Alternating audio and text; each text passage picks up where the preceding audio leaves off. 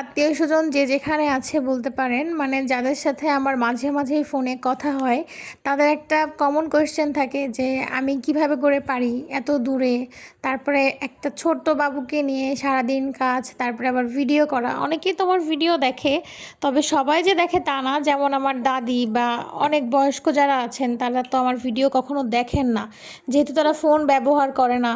So তারা কিভাবে করে দেখবে? কিন্তু এই কোয়েশ্চেনটার সম্মুখীন আমি হই যে আমি কি করে সারাদিন সব কিছু করতে পারি। আবার ওর বাবা কিন্তু টাইম টু টাইম খাওয়া দাওয়া করে, মানে একদম সকালের খাবারটা হচ্ছে 8:30টার মধ্যে, আবার দুপুরের খাবার যখন লাঞ্চে আসে।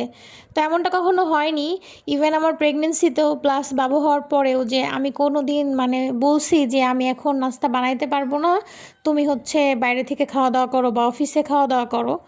তো আমি সবসময় চেষ্টা করেছি যে সময়ের মধ্যে সব কিছু করে রাখতে।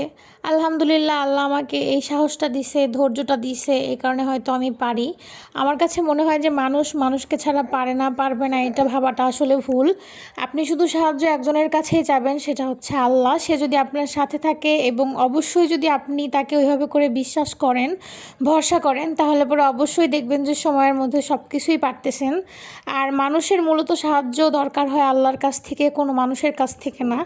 একমাত্র আল্লাহ, যে কিনা আপনাকে সকল বিপদে আপদে সাহায্য করবে, এবং সে যদি চায় আপনি সব কিছু করতে পারবেন।